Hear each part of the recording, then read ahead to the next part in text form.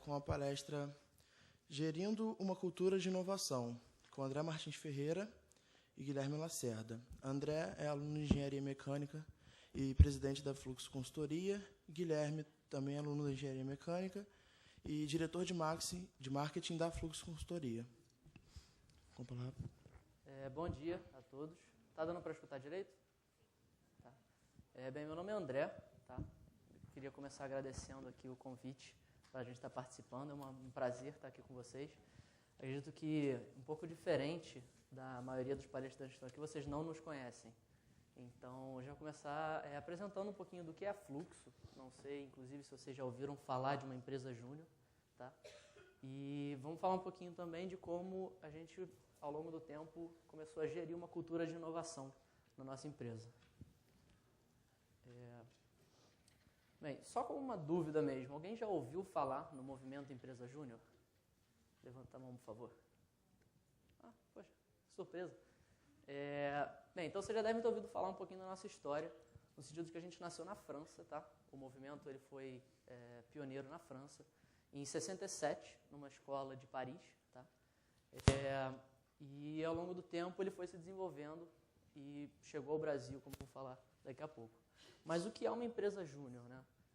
Ela é uma empresa como outra qualquer, tá? Paga seus impostos, faz seus projetos, tem seus membros. Só que ela é um pouquinho diferente. Um pouquinho, mas é bastante diferente.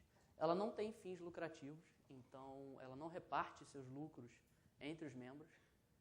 Esse lucro ele é exclusivo para reinvestir mesmo na empresa, está investindo em capacitações, em materiais mesmo. O objetivo dela é servir a sociedade através de projetos.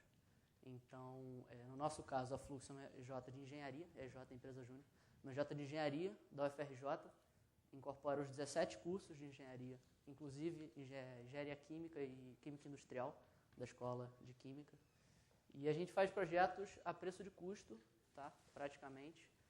Chega a ser uma média de 5% do valor de mercado. E a gente busca estar possibilitando isso a qualquer um que tem interesse realmente em colocar um sonho para frente, em colocar um negócio para frente.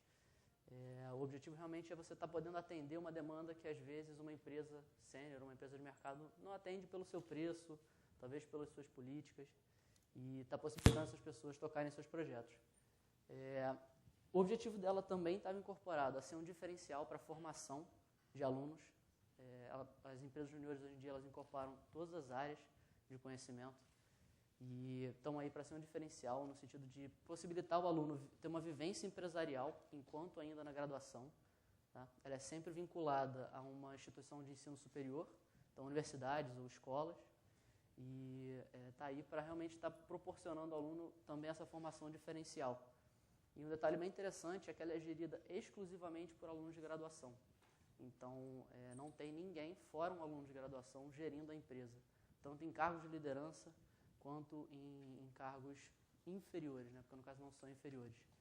E por fim, ela busca estar promovendo acesso ao conhecimento. Tá? A nossa maior intenção quando se entra, quando se busca uma empresa júnior, é você estar aprendendo. Ali são projetos de extensão, tá? Reconhecidamente pela universidade, e você está ali para aprender, você está ali para experimentar, você está ali para ter essa vivência diferenciada e chegar no mercado uma pessoa já muito mais evoluída do que os que não buscaram. Em 88, foi a primeira empresa júnior do Brasil, tá? No caso foi em São Paulo, da FGV. Foi possibilitado, inclusive, por relações da Câmara de Comércio Franco-Brasileira. Tá? Então, isso chegou primeiro lá na FGV. E em 93 surgiu a Fluxo. Tá? Como eu falei, é da FRJ, ligada à Escola Politécnica, e é uma EJ de Engenharia. E, ao longo do tempo, o que aconteceu foi que o movimento cresceu muito no Brasil, tanto que em 2011 o aprendiz superou o mestre. Em 2011 a gente ultrapassou a França, e no caso a Europa também, em número de empresas juniores e número de empresários juniores. Só para ter uma noção, isso aqui foram dados levantados pelo Censo Identidade da Brasil Júnior, que é a confederação de empresas juniores do país. E a movimentação financeira de empresas juniores do ano passado foi referente a R$ 8.652.407,92. Então, para você imaginar que são projetos com cerca de 5% o valor de mercado, isso aqui é uma movimentação financeira bem interessante. né? É um movimento que já está nos olhos dos governos, dos olhos dos estados, e tem crescido muito ao longo do tempo. E se você pensar, são 7.785 membros efetivos, membros que estão no movimento agora. Na sua história, desde que chegou no Brasil em 88, já foram mais de 27 mil empresários juniores que passaram por essa experiência. Então, é algo que realmente tem atraído os olhos das empresas e de tudo. Vocês vão ver um pouquinho mais à frente quando eu falar de quem está com a gente, no caso da Fluxo. Mas é um movimento que tem crescido bastante. E nesse sentido, até para apresentar um pouquinho mais essa parte de gestão, segue a nossa estrutura organizacional. A Assembleia Geral ela é composta por todos os membros da empresa. Tá? Os membros são taxados entre efetivos e honorários. Efetivo é aquele que está ali na empresa no dia a dia, executa projeto, trabalha em alguma dessas áreas. E o honorário é aquele que ou está no conselho administrativo, ou então ele serve apenas como membro para referência, está realmente acompanhando a gente e orientando em alguns sentidos.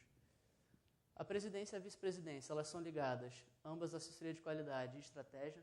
No caso, existe uma divisão informal, em que o vice fica com a qualidade, então adota uma posição um pouquinho mais interna, e o presidente fica com a estratégia, adotando uma posição um pouquinho mais externa, mas, na realidade, os dois são completamente capazes de levar as duas áreas.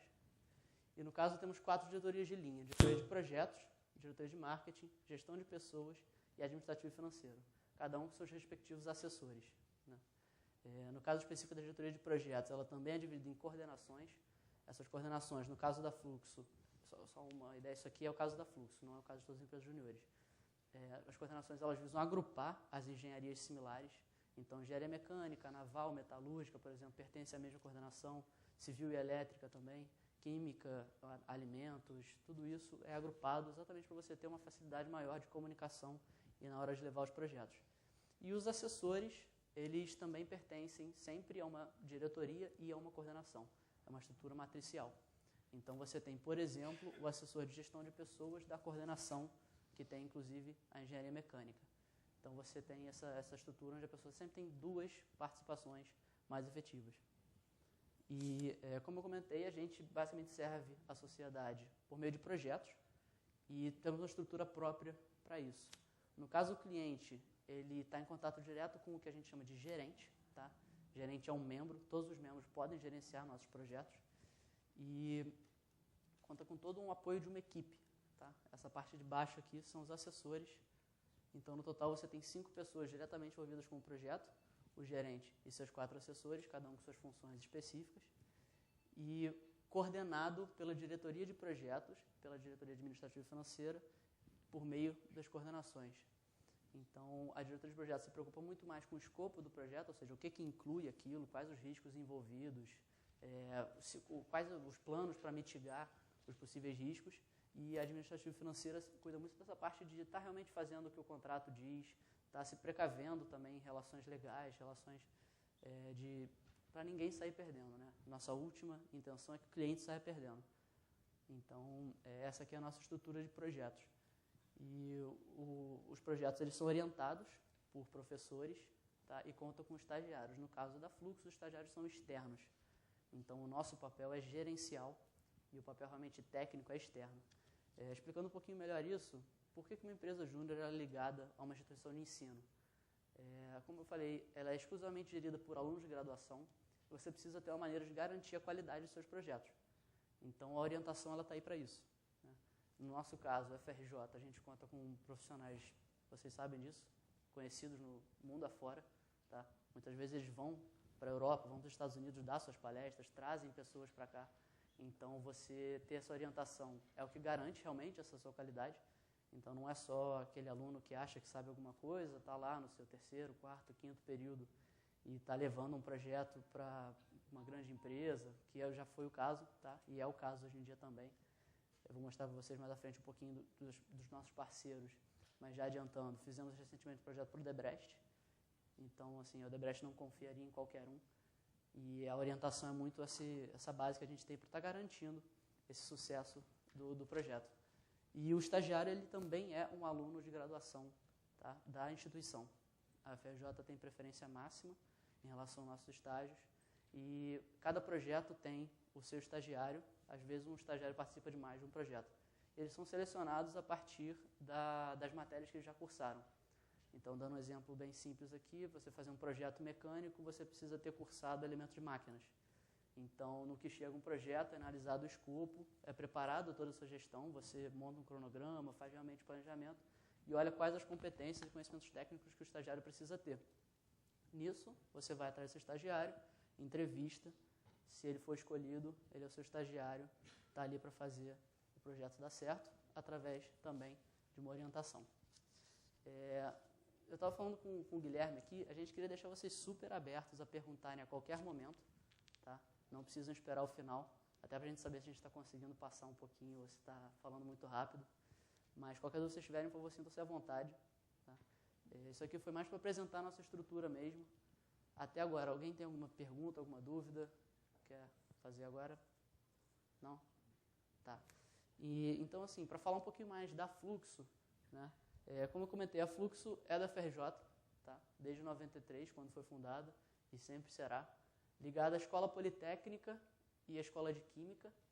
Somos oficialmente da Escola Politécnica, tá? Essa relação com a Escola de Química foi conquistada ao longo dos anos, até por a gente estar aceitando alunos de engenharia química, química industrial, porque eles não têm uma empresa júnior, não existe uma empresa júnior de química no fundão, tá? No caso, a engenharia fica no fundão. E a gente conseguiu essa aproximação ao longo do tempo, inclusive faz projetos com eles, mas somos da Escola Politécnica. E no caso do CT, o Centro de Tecnologia, nossa casa, temos uma sede lá, cedida pela escola, uma sala, temos 15 computadores, então assim, é uma estrutura bem legal, sustentada pela universidade. E também no âmbito da UFRJ, a gente tem um contato bem próximo com a agência de inovação. A gente viu na programação, eles estão vindo aqui, acredito, na quinta-feira. Assim, são realmente órgãos muito interessantes para a gente. Inclusive, a parte que eles cuidam muito, essa coisa de patentes, coisas inovadoras, a gente sempre tem esse apoio deles quando um projeto que chega para a gente é inovador. A gente tem casos de projetos que chegam de uma pessoa que teve uma ideia brilhante e está querendo tocar aquilo para frente. O curioso é que esses projetos sempre são confidenciais, então a gente, infelizmente, não pode falar quais são. Mas a agência de inovação está aí para dar esse apoio realmente legal para a gente, de até onde vale uma patente, até onde uma ideia pode ser levada para frente por ser inovadora. Então, tem esse apoio lá deles. E, além disso, todas essas empresas aqui são nossos parceiros. Tá? Então, a ESEC, não sei se todos conhecem, ela é também um movimento estudantil. Tá? O foco deles é intercâmbio, mas intercâmbio social. Então, são a baixo custo e você viaja, por exemplo, para a Colômbia por R$650, faz lá uma viagem toda social. A Bridge Consulting, inclusive, foi fundada por um ex-membro da Fluxo, tá? De consultoria, principalmente na parte de TI. A Ectus é uma empresa que trabalha principalmente com gerenciamento de projetos, então dão uma base bem legal para a gente. E agora estão se inserindo na FRJ com um curso de gerenciamento de projetos para quem está terminando a faculdade. A BEM, que todos conheçam, consultoria estratégica. Inclusive, tivemos um treinamento com eles há pouco de NPS, que é uma metodologia de avaliação e satisfação de cliente. A Visagio, também fundada por um ex-membro da Fluxo, Caio Fiuza, também de consultoria. Tá? Eles inventaram um modelo matemático revolucionário no mercado, estão bem, crescendo bastante agora também. A Pedestage, no caso, dá esse apoio em recrutamento e seleção para a gente. Eles são uma empresa de recrutamento e seleção do grupo Michael Page. E Odebrecht, engenharia civil, entre diversos outros ramos. Nosso contato lá mais próximo é com a engenharia civil. Inclusive, a gente está aí torcendo os dedos para estar conseguindo fazer algum projeto para Ilha Pura. Não sei se vocês conhecem, aquele mega complexo industrial, de condomínios na Barra da Tijuca, recebendo a Olimpíada também. E a RL a gente tem um contato também para alguns cursos de qualidade, coisas assim. Então, essas empresas elas estão bem próximas da gente, entre inúmeras outras, mas esses são os que a gente tem o maior contato. E ajudam também a gente nessa questão de qualidade. A gente está sempre buscando pessoas de fora para estarem capacitando a gente. E só para terminar assim, mais essa parte sobre a Fluxo, uma realidade de empresa júnior é que ela tem uma rotatividade muito alta. Alguns encaram como problema, mas na verdade isso é uma grande oportunidade, como a gente vai falar aqui daqui a pouco. E isso quer dizer que o tempo médio, né, de permanência de uma pessoa na Fluxo ou em qualquer outra EJ, ele gira em torno de um ano e meio. Então, quer dizer que a cada um ano e meio, você tem uma empresa toda nova. Né? Isso abre diversas portas para a inovação, como a gente vai falar daqui a pouco, mas também te dá um grande problema de garantir realmente a continuidade de qualquer gestão, ideia, conhecimento. E eles estão aqui para isso também. Então, os treinamentos são regulares, essa orientação é regular, para a gente realmente estar garantindo que quem saiu não está levando consigo um conhecimento que não vai ser reposto. Tá? Alguma dúvida disso aqui? Não?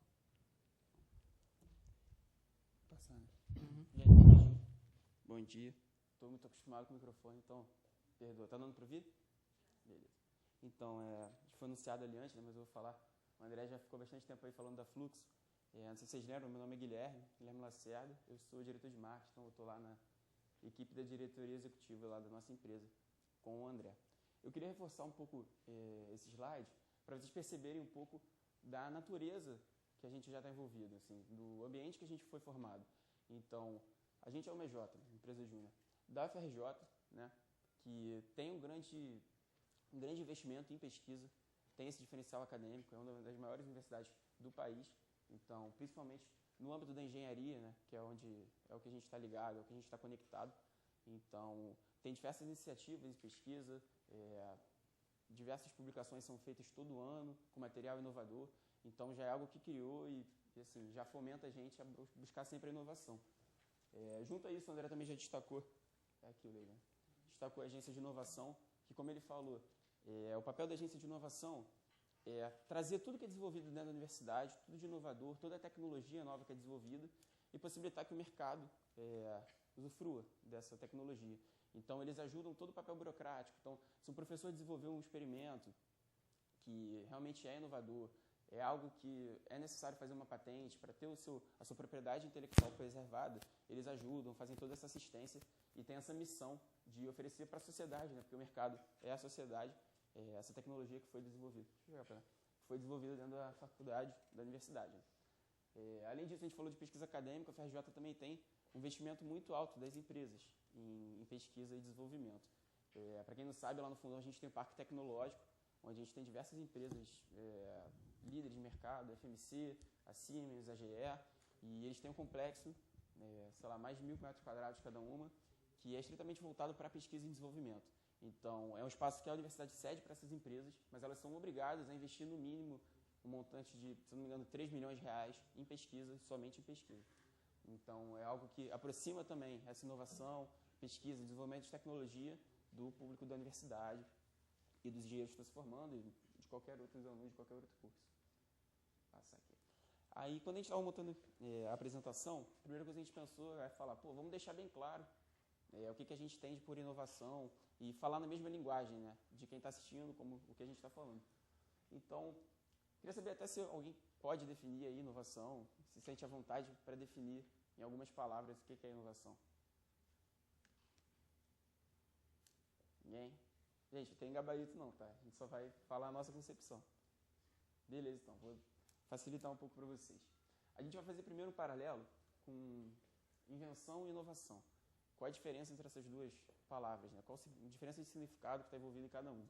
Se você buscar, por exemplo, inovação no dicionário, você vai achar muitas definições de produzir algo novo, introduzir uma novidade, desenvolver uma nova ideia. E isso está bem próximo de invenção, né? Pelo menos do que a gente foi aprendendo desde criança, quando era muito legal experimentar e descobrir coisas novas. E eu acho que todo mundo já pensou em ser um inventor e mudar assim, algum hábito da sociedade com um produto seu. Então, a gente tem bem definido que invenção é uma ideia, esboço ou modelo de um sistema novo ou aperfeiçoado. Então, é aquilo, você tem ideia de como fazer, de produzir uma matéria nova, um material novo, um produto novo, e você tem esse modelo e quer ofertar para a sociedade, para os seus próximos, etc. E inovação é essa invenção, mas com valor de mercado. O que isso quer dizer? Uma invenção que vamos falar bem informalmente, assim, que ela não pega ou não muda os hábitos da sociedade, não é comercializado, que as pessoas não veem o valor que ela produz para os clientes, ela não passa a ser uma inovação, ela continua sendo só uma invenção. Eu vou dar aqui alguns exemplos para vocês, para ficar mais tangível. Isso aqui, em 1931, foi criado esse guarda-chuva de cigarro. Então, assim, é uma ideia legal, um dispositivo diferente. De fato, é uma invenção. Alguém tem dúvida de que isso é uma invenção? Vocês já viram isso sendo utilizado? Então, por algum fator, o mercado não achou isso útil para o nosso dia a dia.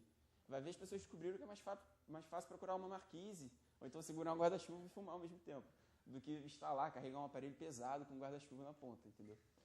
Então, é um exemplo claro disso.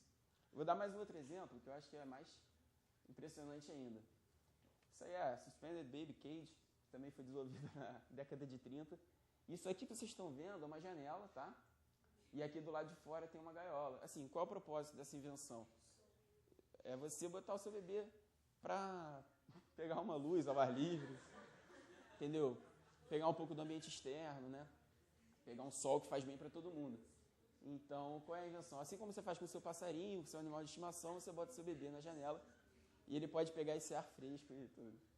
Não preciso nem dizer que isso aí não pegou, né? Pelo menos eu vindo para cá, eu não vi nenhuma gaiola de bebê no caminho. Então, acho que a gente pode dizer que realmente foram só invenções que não saíram, né? Não, podem até ter saído do papel, podem até ter sido construídas, mas elas não geraram valor o suficiente para o mercado, para o consumidor realmente adequar aquilo para o dia a dia dela. Então, qual a conclusão que a gente tira disso tudo? Simplificando, né? Deixando uma frase mais apresentável. A inovação é a criatividade aplicada, sem dúvida, assim como a invenção, né? Você tem que exercer esse seu poder de criar algo novo, mas que resulta em alguma geração de valor, né? Para o cliente, para a sociedade, para os parceiros, etc., em qualquer aplicação que você queira colocar.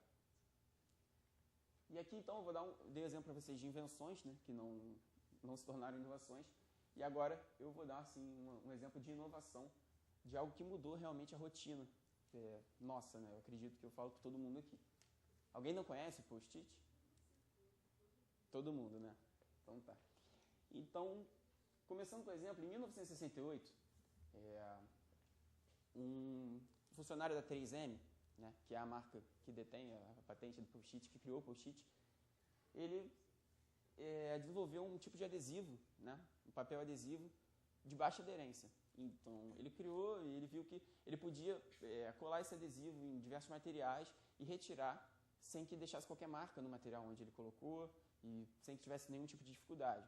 Então, ele viu que ele podia usar isso para remanejar, ele botar e mudar a posição que ele colocou, mudar de lugar, etc. Só que na época que ele criou, a única coisa que ele pensou eu criei uma cola que é ruim, sabe? Que nem aquela cola que a gente usa no ensino fundamental, a cola de bastão, por exemplo, você tem que passar muito para colar, né? Tipo, eu acho que era mais ou menos isso. Tipo, eu criei uma cola que não serve para o propósito dela, que é deixar ela presa em algum lugar. Então, a única coisa que ele pensou eu fiz uma invenção que não tem nenhum valor para o mercado, aqui nos meus experimentos, eu desenvolvendo aqui em pesquisa dentro da 3M.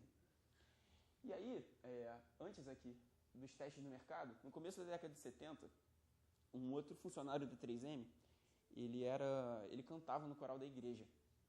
E aí ele tinha uma dificuldade muito grande, porque eles cantavam muitas músicas a cada missa, né, ou, enfim, pregação, não sei.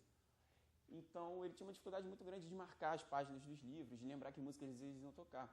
E aí, um dia, ele foi, por exemplo, prendeu assim, os papéis no púlpito ali, e caiu tudo no chão, foi uma zona, ele não conseguiu se organizar e tal.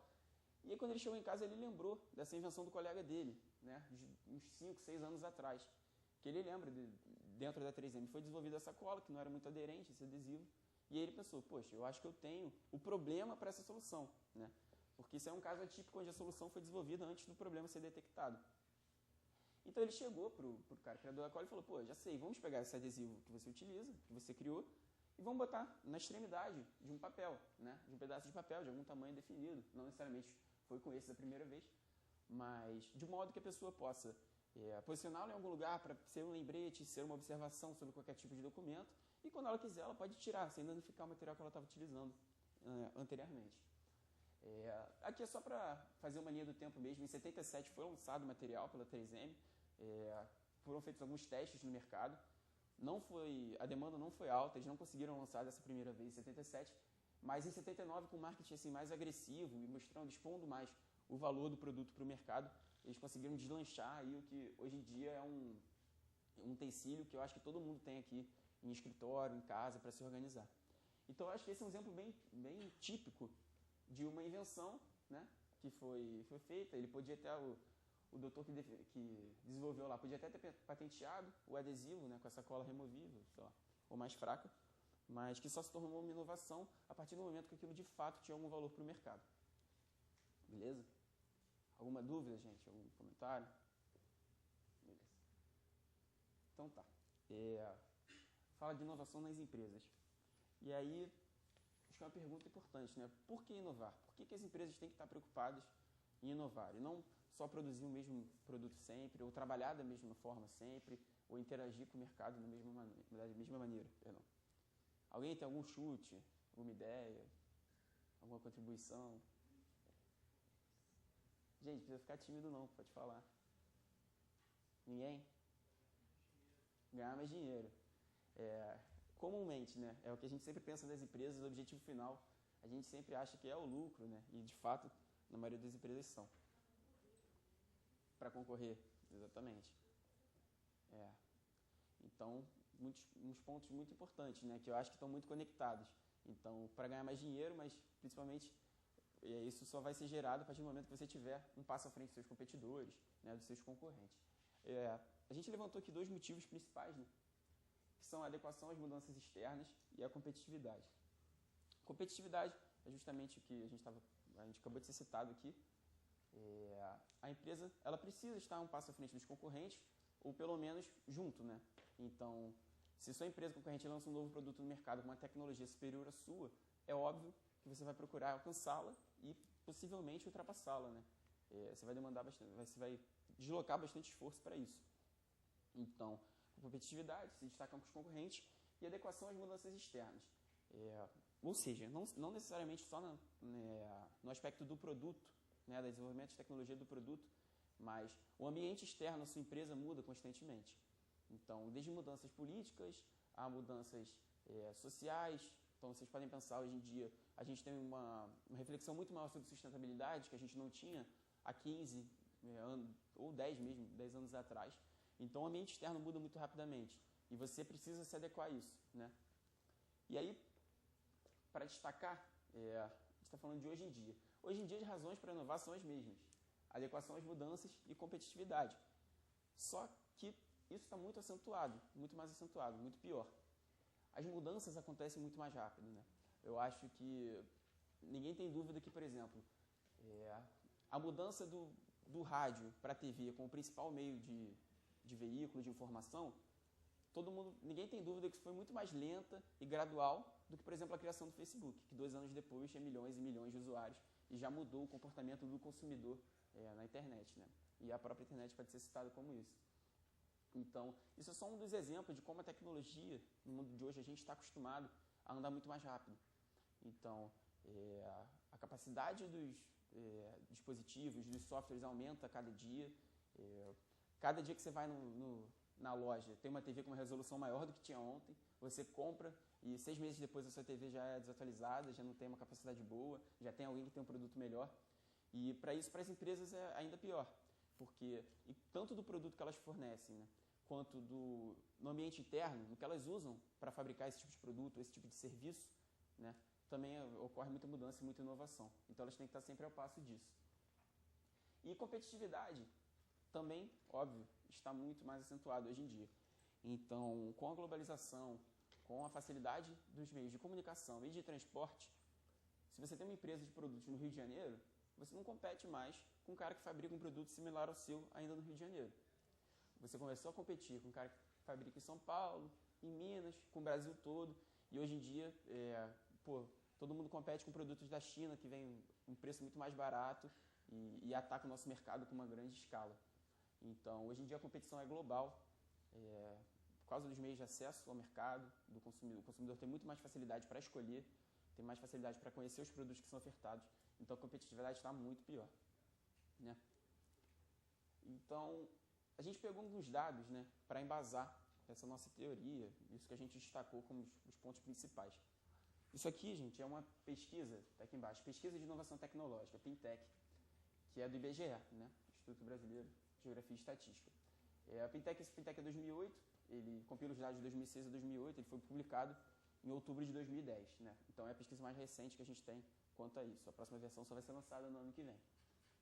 E o objetivo da pesquisa é justamente medir como é que anda a inovação no mercado brasileiro, né?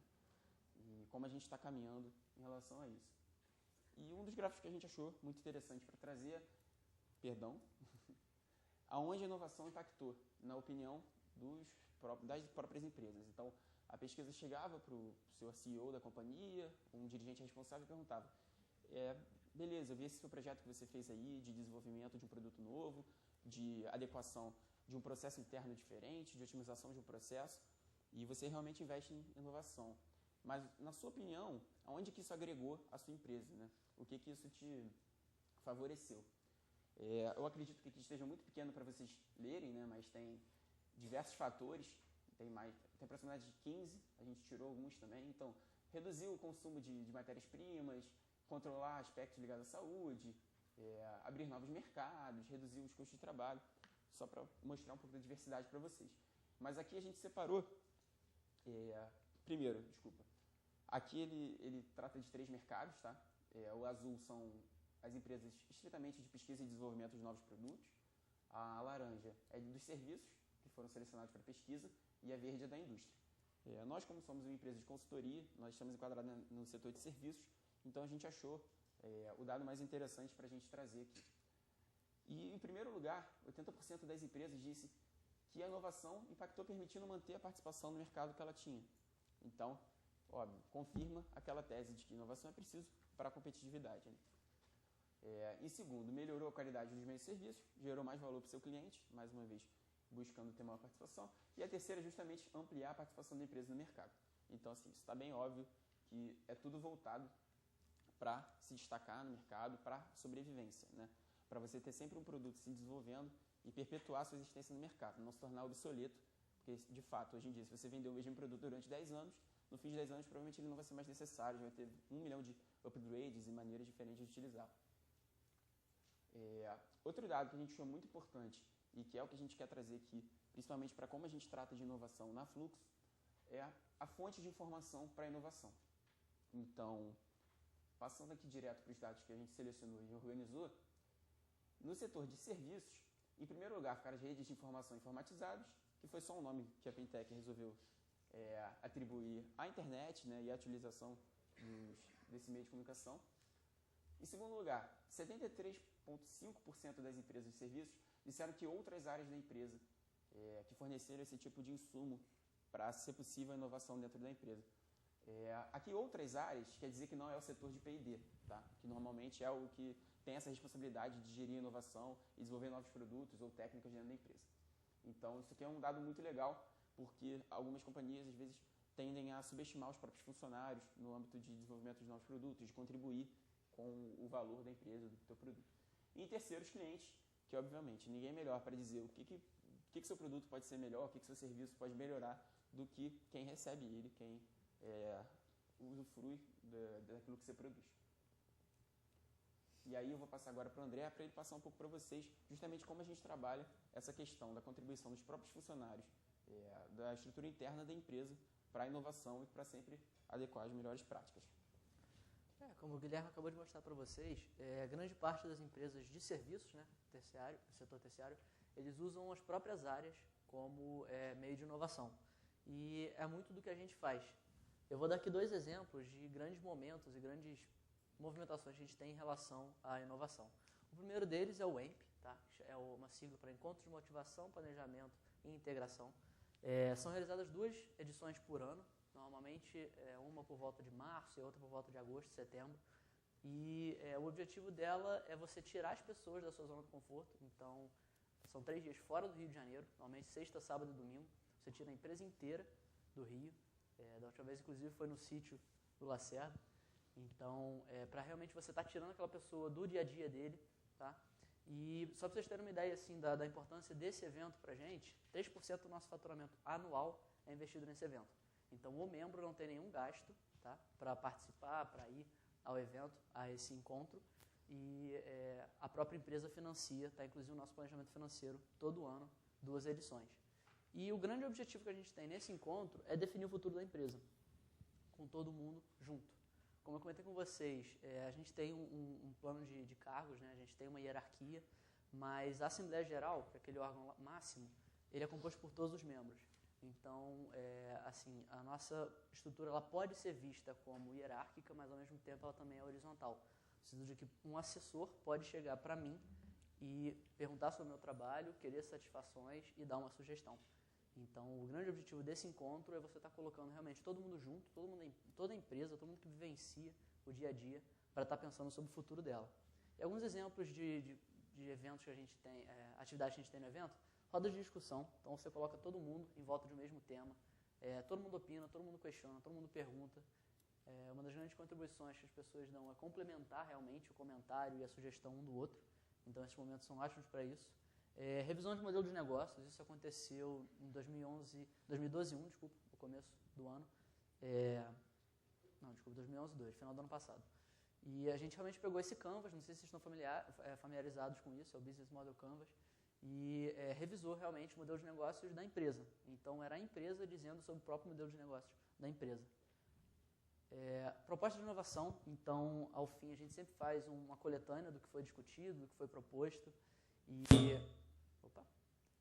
isso é apresentado para a empresa inteira, tá? Os grupos são divididos, normalmente por área, comentários sobre gestão de pessoas, comentários sobre marketing. Feita essa roda de discussão, discutido, pessoas levam depois a proposta de inovação para toda a empresa também. E, por fim, assim, integração dos membros é essencial, porque a gente acredita muito que as ideias são complementares, as pessoas são complementares, as diferenças elas são essenciais para você estar realmente conseguindo inovar. E uma empresa unida, com certeza, é uma empresa que trabalha muito melhor. Né? A gente vai comentar mais para frente sobre a importância da cultura na questão de inovação e do sucesso da gestão. Então, tem isso também. Tá? E até para traçar um paralelo aqui com os nossos valores, eu não sei se sou eu que estou fazendo isso, desculpa, gente. Isso sou eu também. São 6 nossos valores e a gente tem atitude de dono, espírito colaborativo como os mais fortes. Acho que sou eu quando eu viro. Como os mais fortes no caso do EMP. Todo mundo é dono da Fluxo. Isso a gente prega e isso as pessoas sabem. Né? As pessoas são responsáveis não só pelo futuro, como pelo presente. Então, o EMP é um símbolo disso pra gente. Mas eu pergunto, né? Eu falei que é feito 2 vezes no ano, então uma em março, outra em agosto, mas e o resto do tempo? Né? Como é que você gera inovação, você faz uma coisa tão pontual e o resto você fica sentado esperando? Não, óbvio que não. A gente não ia dar esse mole. E o que a gente faz é um processo de ideação. Tá? Ele é constante, ele acontece todo dia. Eu vou passar alguns dados aqui para vocês, mas ele segue basicamente esses 5 passos. Tá? No começo, a função é fomentar o surgimento de ideias. Então, você quer que as pessoas compartilhem suas ideias. Não importa qual seja. Não importa se ela é completa, incompleta, se ela é mais um comentário do que uma sugestão. O que você quer é que as pessoas falem. Todo mundo fala. Tá? E você registra isso tudo. Tá? Você registra todas as ideias. Não interessa se é boa, se é ruim, se você vai botar em prática, se você não vai botar. Você quer registrar, você quer ter aquilo num lugar de fácil acesso e que você possa consultar a qualquer momento. Para quê? Porque você faz uma filtragem. Tá? Você identifica o potencial de cada ideia. Isso atualmente é feito através de uma matriz de priorização. Tá? Essa parte fica muito restrita à área de qualidade da empresa. Então, até passando um pouquinho mais para essa parte de gestão, esse processo ele é conduzido pela qualidade, assessoria de qualidade. Então, eles são os porta-voz da inovação, no caso da Fluxo. E segue uma matriz com 3 princípios básicos, né? Criatividade, o benefício para a empresa e a facilidade de implementação. Então, a partir desses 3 pontos, as ideias são filtradas, elas são analisadas e são levadas para a área de maior interesse. Então, digamos que tiveram uma sugestão por causa de marketing, levariam para uma reunião do Guilherme para ser discutida entre todos da assessoria, para você estudar realmente como você implementa. A partir disso, você permite, então, o desenvolvimento dessa ideia. Porque o que você quer, você não quer que ela realmente... Como você dá o luxo de não ter uma ideia completa, você permite a pessoa dar um pedaço e todo mundo ir complementando. Então, esse é um papel, realmente a parte que mais demora, né? Dificilmente a gente tem aquela ideia de que a gente está na banheira e resolve o problema de todos os cálculos e resolve o problema de todas as físicas. Não é assim que funciona. Então, a gente preza muito para a colaboração mesmo de todo mundo, essa complementaridade. E, por fim, você implementa. Né? Você implementa essa ideia e parte de novo para fomentar. Você quer isso contínuo. Né? Esse processo, como eu falei, acontece todo dia, ele já acontece há um bom tempo e recentemente, né, em setembro de 2011, ele recebeu um grande upgrade, que ele ficou online. Tá? Então, não só na Fluxo, como também em casa, no banheiro, se você quiser, né, no celular, você tem acesso a um formulário onde você coloca dados simples, como o seu nome, qual é a sua ideia, por que você acha que ela é interessante e se você tem alguma sugestão de como implementar. Então, você só tem que escrever isso. Isso é registrado e esses dados são levados às áreas. Como eu falei, pode ser incompleto, a pessoa pode colocar uma ideia, eu acho que a gente devia vender a TV. Ano passado a gente comprou uma TV, tá? E o membro, uma semana depois, falou, acho que a gente devia vender a TV e comprar algo melhor. A gente registrou, isso foi levado, foi descartado, mas ele colocou simplesmente essa ideia, vender a TV e comprar algo melhor. Né? Então isso aqui é só um exemplo de como a gente trata no dia a dia. E trazendo alguns dados para vocês, desde a criação dessa plataforma virtual, tá, em setembro de 2011, nós já tivemos 220 sugestões registradas, sendo 122 delas finalizadas. Finalizadas quer dizer que elas passaram pelo ciclo completo. Tá? Elas foram analisadas, foram filtradas, foram levadas às áreas, foram desenvolvidas, foram implementadas e permitiram que novas ideias tomassem esse lugar. Só para dar uma noção aqui das categorias que a gente dá as sugestões, elas podem ser finalizadas, como eu falei, completaram o ciclo. Viabilidade, quer dizer que elas estão na etapa de análise de se elas realmente conseguem ser implementadas e se elas são interessantes para a empresa. Execução, quer dizer que elas estão sendo desenvolvidas, tá? Elas já foram aprovadas pela área, estão sendo executadas. Espera, quer dizer que algum impedimento não está deixando com que essa ideia seja executada. Né? Ela foi selecionada, ela foi vista como possível, mas tem alguma coisa que não está permitindo. Então, dando um exemplo genérico aqui, eu preciso que um diretor aprove uma etapa dessa ideia e o diretor está ocupado. Então, ela está em espera. Ao contrário de postergada. Postergada é uma ideia que a gente viu, achou que era interessante, mas não para agora. Você coloca ela num banco de espera. Né? Uma pessoa sugeriu a gente investir em alguma coisa, só que a gente só quer fazer investimentos a partir de março. Então, ela foi postergada. Né? E no caso de inviável, é realmente aquela ideia que não tem como, não vai trazer nenhum benefício, foi uma ideia legal, mas não traz nada para a gente. Então, assim, foi realmente um crescimento. Ele é quase linear, você tem alguns momentos de pico mesmo, e algo curioso de ver é que na época dos EMPs, daqueles encontros, as pessoas param de dar sugestão. Mas não porque elas pararam de ser criativas, mas porque o evento consumiu muito daquelas ideias. Então, o nosso movimento é realmente de estar, durante o encontro, também registrando isso tudo. Que ele é um ápice realmente de inovação da empresa. Inclusive, eu acabei esquecendo de comentar, é no EMP que a gente traça o plano de ação do mandato, que é tudo que a diretoria executiva vai focar e vai priorizar ao longo da gestão. Gestões anuais, de outubro a outubro. Então, os membros opinam no que eles acham que a gente deveria focar. Tá? Então, isso é traçado no primeiro EMP do ano e no segundo semestre ele é traçado e no primeiro semestre ele é acompanhado, uma vez que a gestão é de outubro a outubro. Então, assim, para trazer alguns exemplos para vocês, práticos, do que já foi implementado nesse tempo, na Fluxo, como acredito em muitas empresas, a gente usa muita sigla. Então, até pela alta rotatividade que a gente tem, um trainee, né, um membro novo, ele não consegue se comunicar com a gente. A gente, na mesma frase, usa 5 siglas de 3 áreas diferentes, que ele aprendeu uma, a outra ele confundiu. Então, isso aqui foi sugerido, foi uma das primeiras sugestões da planilha, para estar otimizando realmente essa chegada de um membro novo com esse vocabulário. Para vocês terem uma ideia, no dia a dia a gente usa mais de 110 termos. Tá? Isso só foi possível você realmente identificar uma vez que você fez esse levantamento. Então a gente nem sente mais, mas a gente comenta o termo o tempo todo. A gente usou aqui, inclusive, né? A gente falou EJ. EJ, exatamente. EJ é um exemplo, né? Tem mais 109 aí para usar. Isso é do nosso dia a dia.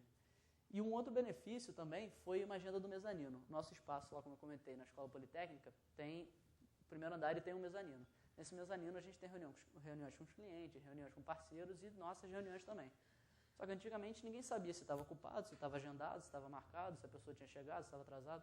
E criou-se, a partir de uma sugestão, uma agenda online, tá? Permitido isso pelo e-mail, no nosso caso é o Polemail, mas ele é uma plataforma do Gmail, compartilhada com todo mundo da empresa. Então você de casa pode marcar uma reunião com o cliente daqui a um mês, segunda-feira de 3 às 5. Vai estar lá, todo mundo vai saber.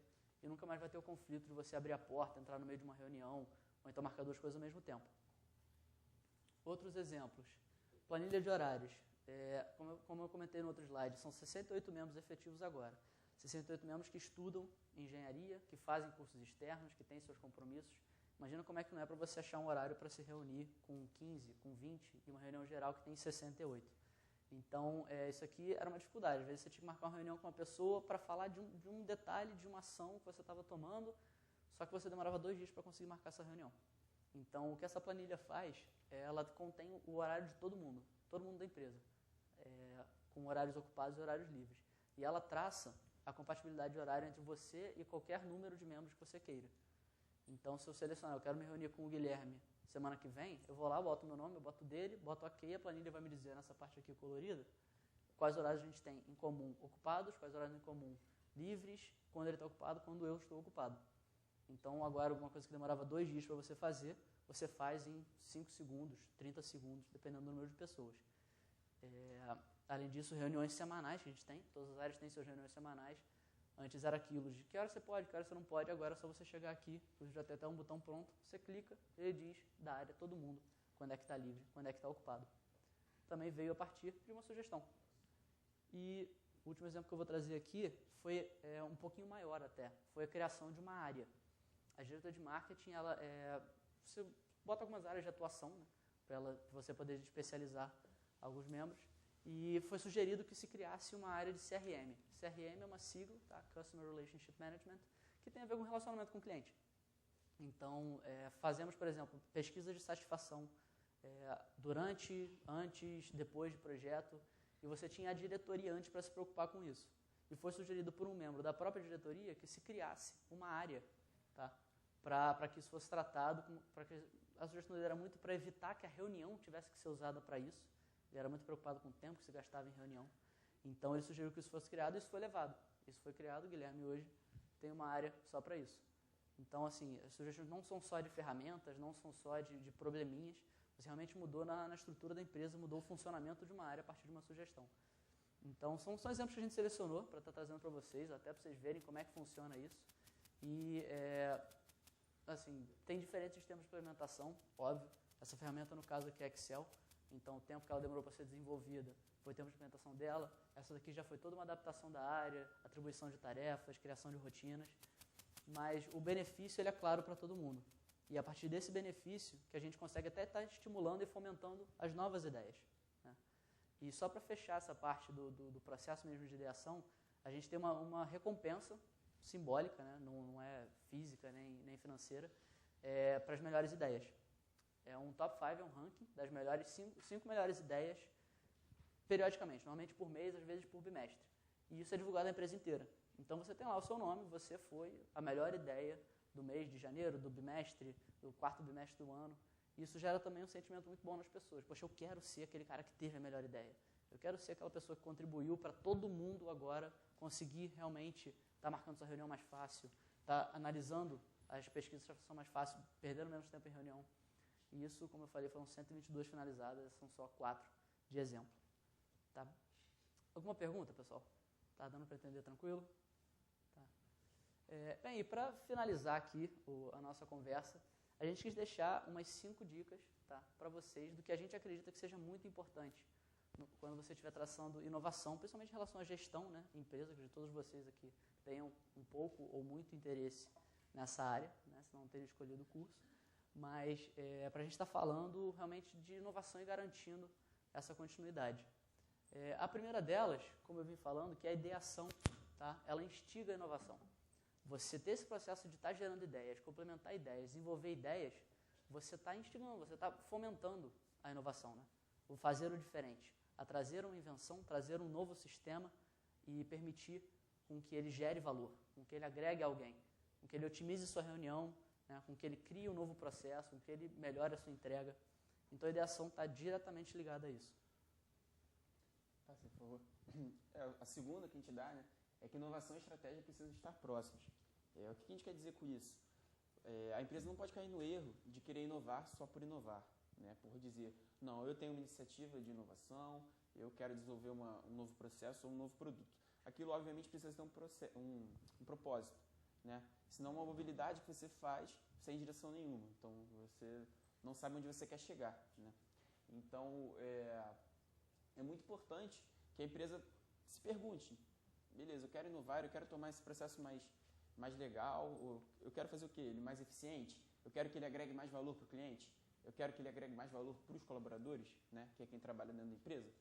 Eu não posso simplesmente definir e falar, não, agora toda apresentação nossa, a gente quer que, ao invés de ter esse padrão na nossa identidade visual, eu quero torná-la verde, porque isso é inovação e a gente vai estar criando algo diferente, uma apresentação diferente. Não, isso tem que ter um propósito, que seja fortalecer a sua marca, que seja comunicar de uma forma diferente. Então, é muito para ter esse cuidado de estar sempre alinhado com onde você quer chegar com aquele tipo de inovação, porque ela sem propósito não vai dar com certeza um resultado positivo. A terceira que seria que inovar demanda um processo de transformação bem definido, um processo claro. O seu membro ele nunca vai estar ali envolvido a fomentar as ideias, a dar as ideias, a desenvolver, se ele não souber o que acontece, né? Se a pessoa não sabe que quando ele preenche aquele formulário, aquilo vai para a assessoria, tratado, levado para a área, desenvolvido, implementado, para novas ideias poderem surgir, ele não vai se interessar muito, né? Ele não vai saber em que estágio que está, ele vai perder o interesse, a própria empresa não vai saber o que está acontecendo de inovação. Então, nesse ponto, é bem importante você ter isso definido mesmo. Assim como a gente apresentou aqui aqueles 5 passos, que é a nossa concepção, tá? Não é verdade absoluta nem nada assim, mas é bom você ter isso definido, né? Você poder mostrar para as pessoas e estar fomentando aquilo em cima de um processo traçado. A quarta é inovação e expressão da cultura organizacional. O que isso quer dizer? Inovar não pode ser uma responsabilidade somente da diretoria executiva de uma empresa, entendeu? Dos CEOs, ou etc., né? Quem estiver no comando. Ela precisa traduzir o espírito que o colaborador tem, né? Trabalhando naquela empresa. Então isso tem que estar intrínseco na galera que trabalha lá.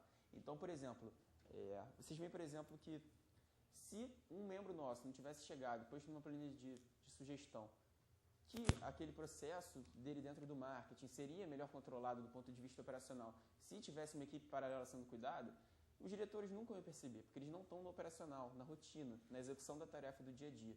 Então, isso é uma das vantagens.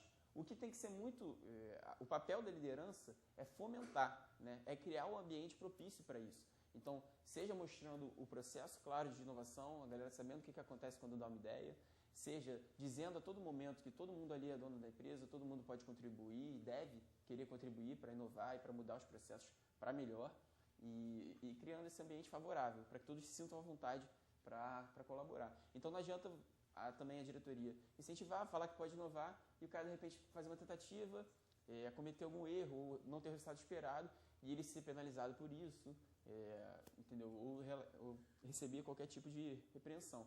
Então, tem que ser uma cultura da empresa. Se inovar é uma cultura da empresa, todos estão propícios a dar ideia quanto a implementar. E, consequentemente, a procurar resultados, sejam eles positivos ou negativos, né?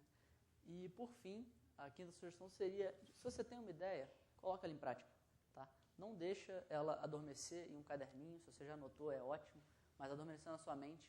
Muitas pessoas realmente têm uma ideia, às vezes não acham que é muito boa, esquecem, deixam passar, tá? E aquilo morre. A gente foi descobrindo ao longo do tempo que é muito bom você sempre andar com um caderninho, você sempre ter acesso a esse formulário, tá? A gente até brinca que todo mundo tem um caderninho pequenininho, assim, para estar anotando ideia o tempo todo. O Lacerda tem um, eu tenho um também. Então, às vezes você está, sei lá, a gente está aqui e, caramba, tive uma ideia brilhante. Ouvi alguém dizendo alguma coisa. Você anota aquilo e joga em algum ambiente de criação, tá? E não deixe realmente essas coisas passarem, porque muitas das inovações, elas acontecem por acaso, tá? É por acaso que algum dia você ouviu um comentário e juntou com alguma outra coisa que você ouviu, uma que você pensou, você sugeriu, a quarta pessoa finalizou e vocês criaram algo novo. Então não deixem isso passar. Não deixem isso ficar na teoria, não deixem isso ficar na mente. Façam. Isso é muito da filosofia que a gente leva no curso. E em empresa júnior tem muito isso. Você ficar 1 ano, 2 anos, 5 anos, preparando um planejamento estratégico para você estar traçando um universo de 30 anos no futuro, para realmente estar começando a fazer isso em 2017, você já perdeu muito tempo, né? A vida passou, o mundo mudou, a sua ideia de 2012 já não é mais válida para 2017. Então, façam, peguem e façam. É uma das dicas que eu particularmente gosto mais. Até a critério de informação para vocês, A gente utilizou bastante dados, a gente botou alguns dados na apresentação que a gente já tinha para esse tipo de apresentação que a gente faz, até para os membros da empresa, mas para vocês que são num curso, que tem que estudar muito o ambiente internacional, tem que ver o comportamento das outras nações, das outras potências, eu sugiro que vocês procurem algumas informações para ver como o Brasil, apesar dos dados que a gente mostrou, ainda investe muito pouco em inovação. Se você for comparar com Estados Unidos, outras potências europeias, China, Coreia, então, as potências asiáticas, a gente investe muito pouco do PIB em inovação, seja de processos, de produto ou qualquer outro tipo, de marketing organizacional. Então, é algo para alertar assim, a todos nós, né? Nós que somos o futuro do mercado de trabalho, né? Em um futuro próximo, não é tão distante, a gente já está no mercado de trabalho, de certa forma. Então, a gente tem que estar muito atento para isso, que o Brasil tem muito ainda para se desenvolver e para investir e focar em inovação. A gente até acaba se limitando um pouquinho até o horário, mas daria para falar horas e horas sobre isso. Existe um site chamado Global Innovation Index, que ele ranqueia os países em relação a diversos indicadores de inovação. E só para dar uma ideia, assim, a gente hoje em dia linka muito, né, conecta o empreendedorismo à solução de problemas e a engenharia à criação de problemas. Então, a engenharia é aquele cara que faz um navio que despeja toneladas de poluição no porto quando chega. A engenharia é aquilo que faz um prédio que gasta X de energia. E o empreendedorismo contrário, aquele que vai traçando as soluções. E quando você traça um paralelo em quão fácil é ser empreendedor no Brasil e no mundo, você fica um pouquinho assustado. Nesse ranking, o Brasil está em, acho que é 101, a 101ª posição em relação à facilidade de você abrir uma empresa. Tá? Nosso processo aqui demora alguns meses para você realmente ter CNPJ válido e tudo certinho para tocar a sua empresa. E é o 115º em relação à dissolução dessa empresa. Então, você demora para criar, demora para dissolver. Nesse tempo, você fica manchado no mercado até resolver a sua situação. Então, não é nem um pouco propício a esse tipo de engajamento. E, além disso, existe uma disparidade muito grande em relação ao número de publicações científicas e de engenharia que a gente tem como brasileiro e o número de patentes. Então, assim, a gente está produzindo muita tecnologia, produzindo muita inovação, pesquisando, mas a gente não registra isso, né? Enquanto países como a Coreia do Norte, do Sul principalmente, eles produzem poucos artigos, mas patenteiam tudo. Vocês olham os países asiáticos, assim, quem nunca viu o programa que mostra invenção japonesa, que é maluca? Então, assim, eles patenteiam tudo e a gente não faz isso. Então, realmente, fica aqui como uma reflexão para um curso tão promissor quanto o de vocês. Assim, criatividade a gente tem, né? A gente falou muito de diversidade aqui. Qualquer um que, se vocês resolverem estudar um pouco mais sobre inovação e procurar algum tipo de artigo e leituras especializadas, vocês vão ver que é sempre dito que a diversidade, a pluralização, né, ela facilita o processo de inovação, porque as ideias são diferentes, as origens das pessoas são diferentes. E no Brasil isso não falta. O que falta, às vezes, é o tino comercial de pegar essa ideia e ver que é adepto para o mercado, né, para a sociedade. Então, acho que a gente já estourou um pouco o tempo, né? Aqui estão os nossos contatos, no André, né, o presidente, Guilherme Lacerda, diretor de marketing da Fluxo. Vocês podem procurar a gente, anotar, tirar qualquer dúvida sobre a apresentação, sobre o funcionamento da Fluxo, de qualquer empresa júnior, a gente está super à disposição. E eu não sei como é que está a organização, se tem tempo para eles fazerem algum tipo de pergunta, se tiver. Mas eu, particularmente, queria muito agradecer aqui a presença de vocês, ao convite, né, da organização, para a gente estar aqui falando com vocês. E eu acho que o André também gostaria, né?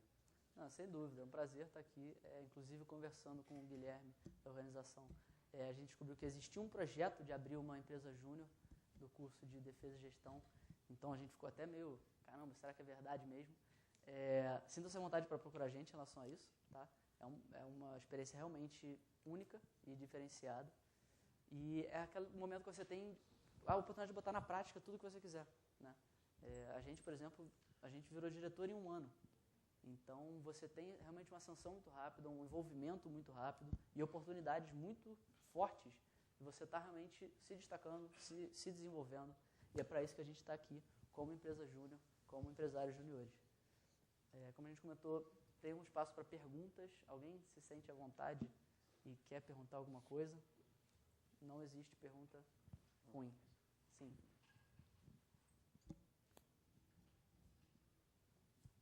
Bom dia, André. Bom dia, Guilherme. Bom dia. Sou coordenadora do curso de Defesa e gostaria de parabenizar vocês dois pela belíssima apresentação. Tive a oportunidade de conhecer, de conversar com o professor Erickson, de lá conhecer a salinha de vocês.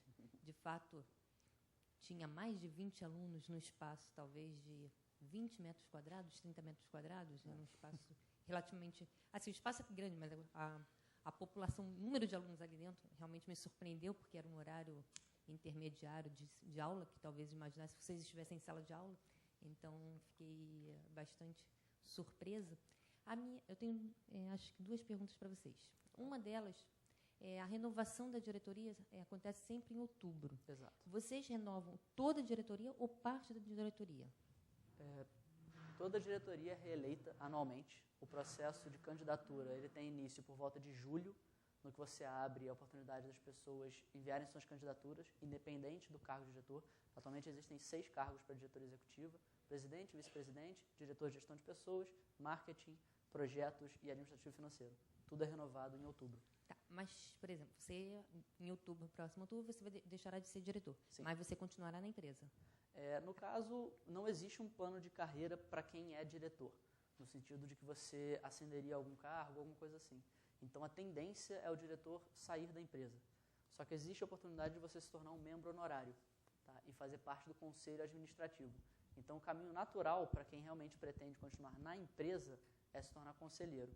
As possibilidades que você tem no movimento são muito maiores. A gente não teve até a gente fica aberto a qualquer pergunta para apresentar o movimento como um todo. Mas a Fluxo, como empresa júnior, ela é uma pontinha do que é o movimento empresa júnior. Você, acima dela, tem federações, que são para o Estado, e confederações. No caso, só existe uma, que é a Brasil Júnior. Porque minha preocupação é com relação à continuidade do trabalho que vem sendo feito. Se você renova toda uma diretoria, como que essa continuidade acontece? Existe um período de cogestão, que é agosto, setembro e outubro, onde você tem um presidente ou um diretor eleito e um antigo. A gente deixa a gestão dia 1º de outubro, mas por volta do meio de agosto você já tem a eleição feita e um novo diretor eleito. Nesse período você tem toda aquela troca de práticas, aclimatação do novo diretor, e existe uma preocupação da própria empresa em relação à continuidade das coisas. Então, por exemplo, no encontro do EMP, todo diretor é cobrado em relação a resultados passados e resultados futuros, e como você vai fazer essa conexão. Além, só complementando também, como ele falou do conselho, a data de troca do conselho é diferente da troca da diretoria executiva. Então, a diretoria executiva vai trocar, por exemplo, trocou em outubro, e o novo conselho, ele só troca em maio. Então, tem esse período aí que a gente trabalha com os conselheiros que também foram conselheiros da última diretoria executiva. E são membros experientes, né? Na maioria dos casos são ex-diretores, então eles estão ali acompanhando de perto, cobrando, que é um papel deles também, cobrar a diretoria executiva. Então, eles garantem também que não vai se perder, né, esse trabalho que foi feito na outra diretoria, porque eles vão estar fazendo essa interseção entre as 2 gestões. E uma última pergunta. Como que vocês conseguem, todos os projetos, vocês conseguem professores para fazer orientação? Vocês são obrigados a ter essa parceria dos professores ou não? Ou vocês já têm uma maturidade, uma independência para assinar os projetos sem essa parceria dos professores? Depende muito do item que a gente está trabalhando. Como a gente comentou, são os 17 cursos de engenharia. Tá? Então, você tem desde engenharia civil até engenharia mecânica, até engenharia metalúrgica. Então, dependendo do item, né, muito mais do que da engenharia, a gente tem uma maturidade maior ou menor. Grande movimentação dos nossos projetos em relação à engenharia civil. Então, ao longo do tempo, a gente adquiriu uma maturidade bem grande, mas também uma proximidade bem grande dos professores.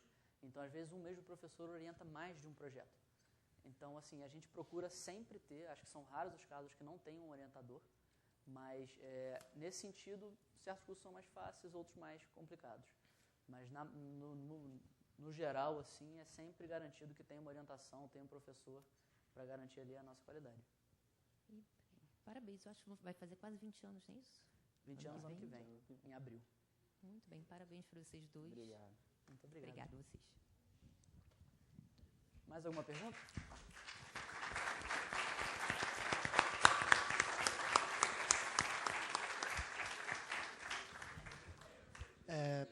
Quem quiser fazer pergunta pode enviar um e-mail tanto para o contato que eles pediram, pode encaminhar um e-mail para a Semana de Defesa, que nós encaminharemos o e-mail para eles e a resposta para vocês. Gostaria de agradecer aos palestrantes pela palestra e agora